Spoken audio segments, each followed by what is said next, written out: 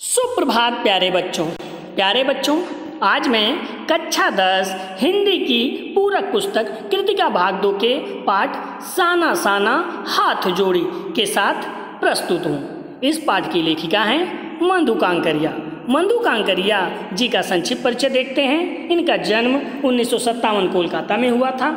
इनकी अनेक गद्य रचनाएं प्रसिद्ध हैं। इनका उपन्यास पत्ताखोर, सलाम आखिरी, खुले गगन के लाल सितारे, बीतते हुए अंत में यीशु जैसी कहानी संग्रह हैं। इनकी लेखन की विशेषता है कि अनेक सामाजिक समस्याओं पर अपनी रचनाएं लिखती हैं, जैसे महानगर की घुटन और असुरक्षा के बीच युवाओं में बढ़ते नशे की आदत, लाल बत्ती इलाकों की पीड़ा जैसी विषय वस्तु पर इन्होंने अपनी लेखनी चलाई।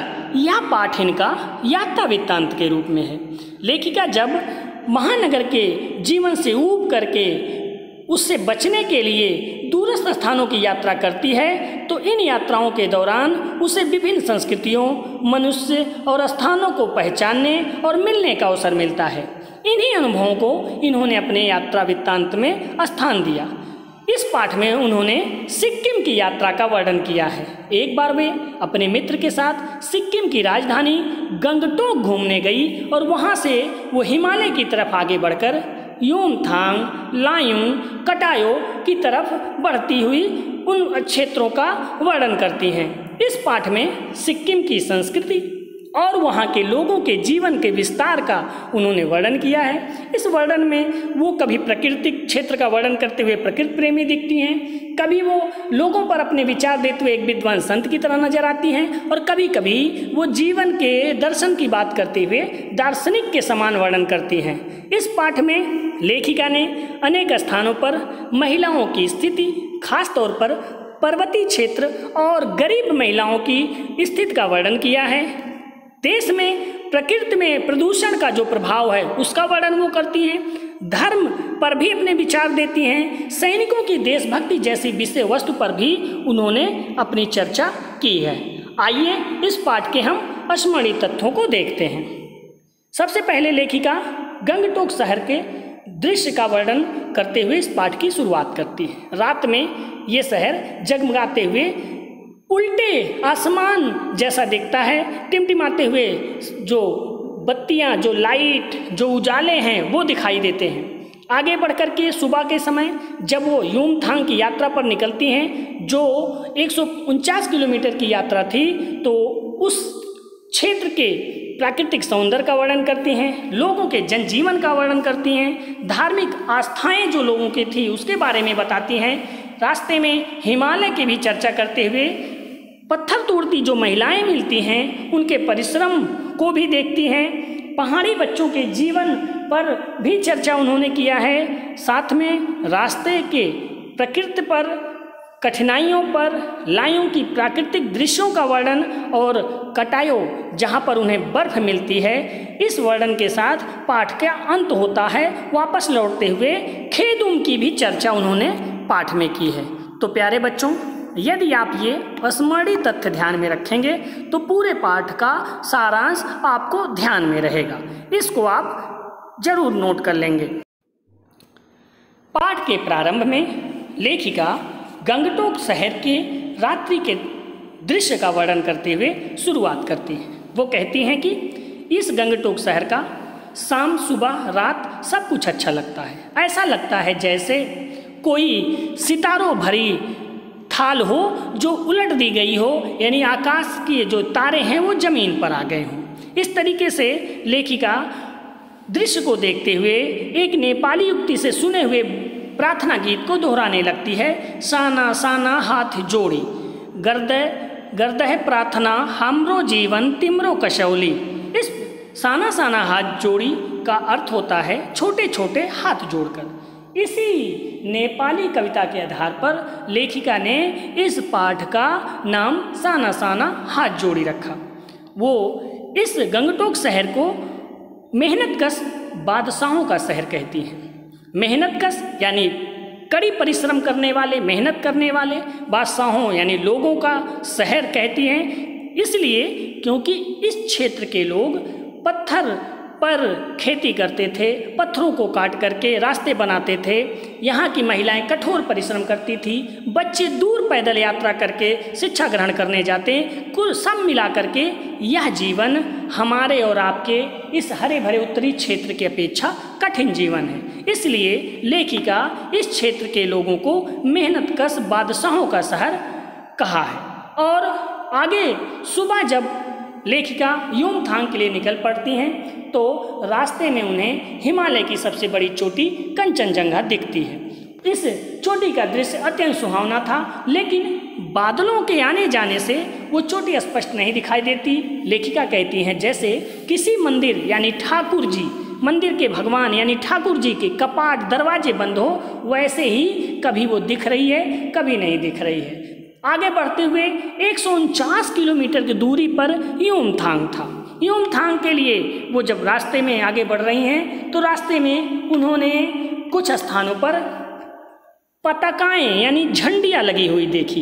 इन झंडियों में 108 सफ़ेद पताकाएं लगी थी और कुछ रंगीन पताकाएं भी लगा दी जाती हैं, ऐसा उन्होंने लोगों के द्वारा जाना। उनके साथ उनका ड्राइवर और गाइड दोनों रूप में नार्गे था, जो वहीं का निवासी था। और नार्गे जो उस क्षेत्र के निवासी होने के कारण बताता है कि इस क्षेत्र में बौद्ध धर्म के लोगों की बड़ी मान्यता है, यानी यहाँ बुद्ध की ही धर्म को मानने वाले संख्या में अधिक हैं। और कहते हैं कि जब किसी बुद्ध के मानने वाले यानी बुद्धिस्ट की मृत्यु होती है तो उसकी आत्मा की शांति के लिए शहर से दूर किसी पवित्र स्थान पर 108 श्वेत पताकाएं यानी झंडियां लगा दी जाती हैं। इन झंडियों को उतारा नहीं जाता, ये स्वयं नष्ट होती हैं। और जब कभी कोई धार्मिक कार्य, कोई मांगलिक कार्य, कोई अच्छा कार्य, कोई उत्सव जैसा कार्य होता है तो रंगीन पताकाएं लगाई जाती हैं। यानी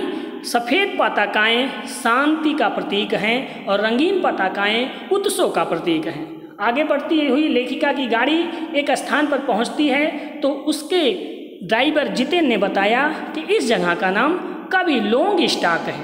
ये कविलोंग स्टाक वो स्थान है जहां पर कभी गाइड फिल्म की शूटिंग हुई थी। बच्चों, आपको पता होगा, शायद पता हो, अपने घरों में आप अपने अभिभावकों से पूछें कि देवानंद की फिल्म थी गाइड, जो अपने समय में बड़ी चर्चित फिल्म थी। इस फिल्म की शूटिंग इसी स्थान पर हुई थी।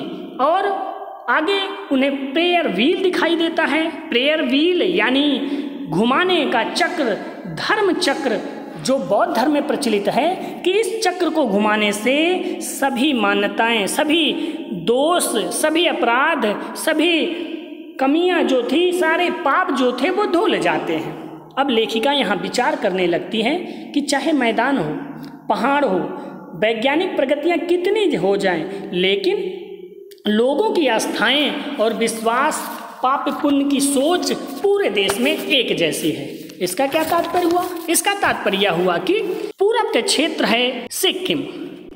अब लेखिका को ये लगा कि मैदानी क्षेत्र में भी ऐसी अनेक मान्यताएं और विश्वास प्रचलित हैं। बच्चों, आपने देखा होगा कि लोग कहते हैं गंगा नदी में स्नान करने से सारे पाप नष्ट हो जाते हैं। तो सोचिए, ये अपने उत्तर क्षेत्र में गंगा नदी को पतित पावनी माना जाता है, पाप मुक्त करने वाला माना जाता है, मोक्ष की प्राप्ति करने वाला माना जाता है। उसी प्रकार से यहाँ पूरब में भी प्रेयर व्हील घुमाने से पाप नष्ट होने वाला माना जाता है। तो ऐसे सोचते हुए लेखिका कहती है कि मैदान हो या पहाड़, सभी क्षेत्रों में देश के लोगों के धर्म को लेकर सोच एक ही जैसी है। सभी लोग अंधविश्वास, पाप पुण्य की अवधारणा, कल्पना और लोगों की जो आस्थाएं हैं वो एक जैसी हैं। बच्चों, इस पाठ में इतना ही। आगे पाठ में किसी अगले वीडियो में बच्चों एक बात आप ध्यान रखिएगा, इस पाठ को आप अपनी पुस्तक से अच्छे से पढ़ लेंगे तो ये सारे वीडियो आपको बहुत स्पष्ट रूप से समझ में आएंगे। तो उम्मीद करता हूँ इस पाठ को अपनी पुस्तक लेकर आप अच्छे से इसको रीड करेंगे, पढ़ेंगे। आइए, अब तक जो कुछ भी आपने सीखा उसको हम कुछ प्रश्नों के माध्यम से देखते हैं। प्रश्न नंबर 1 जो बहुविकल्पी प्रश्न है, गंगटोक शहर किसकी राजधानी है? कि गंगटोक शहर सिक्किम की राजधानी है। या असम की राजधानी है या अरुणाचल प्रदेश की राजधानी या मेघालय की। ये 4 विकल्प हैं। तो इसका सही उत्तर है कि गंगटोक शहर सिक्किम की राजधानी है। दूसरा प्रश्न है, मेहनतकश का अर्थ है?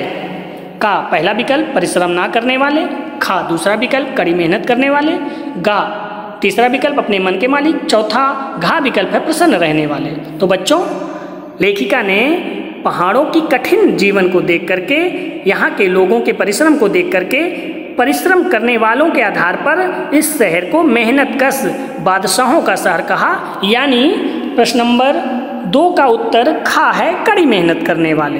प्रश्न नंबर 3, कवि लोंगस्टाक के बारे में क्या सत्य है? यहाँ पहला विकल्प, यहाँ शोले फिल्म की शूटिंग हुई। दूसरा विकल्प खा, यहाँ युद्ध हुआ था। तीसरा विकल्प गा, यहाँ गाइड फिल्म की शूटिंग हुई थी। और चौथा घा, यहाँ 7 सिस्टर वाटरफॉल है। बच्चों, 7 सिस्टर वाटरफॉल भी सिक्किम में दिखाई देता है, लेकिन यहाँ गाइड फिल्म की शूटिंग हुई थी, इसलिए इसे कवि लोंगस्टाक के बारे में सत्य है, गा उत्तर होगा। यहाँ पर गाइड फिल्म की शूटिंग हुई थी। ये गंगटोक से 17 किलोमीटर की दूरी पर है कवि लोंगस्टाक। प्रश्न नंबर 4, कभी श्वेत तो कभी रंगीन पताकाओं को फहराना किन अलग अलग अवसरों की ओर संकेत करता है? का श्वेत पताकाएं शादी के अवसर पर फहराई जाती हैं। खा विकल्प है रंगीन पताकाएं शोक युक्त अवसर की ओर संकेत करते हैं। गा सजावट के लिए प्रयोग किया जाता है। और घा श्वेत पताकाएं शोक से युक्त अवसर तथा रंगीन पताकाएं मांगलिक कार्यों का प्रतीक हैं। तो इसका उत्तर हुआ घा। यहाँ पर बौद्ध धर्म के मानने वाले लोगों को जब किसी की मृत्यु होती है तो 108 सफ़ेद पताकाएं फहराते हैं, और जब कोई मांगलिक उत्सव जैसे कार्य होते हैं तो रंगीन पताकाएं वो फहराते हैं। आइए बच्चों, कुछ प्रश्नों के माध्यम से यह जानें कि आपने कितना सीखा। इन प्रश्नों को आप अपने कॉपी में नोट करके इसका उत्तर स्वयं से लिखेंगे। कुछ संकेत मैं दे देता हूँ। प्रश्न नंबर 1, गंगटोक को मेहनतकश बादशाहों का शहर क्यों कहा गया? इस पर चर्चा हो चुकी है। प्रश्न नंबर 2, आज की पीढ़ी द्वारा प्रकृति के साथ किस तरह का खिलवाड़ किया जा रहा है, इसे रोकने में आपकी क्या भूमिका होनी चाहिए?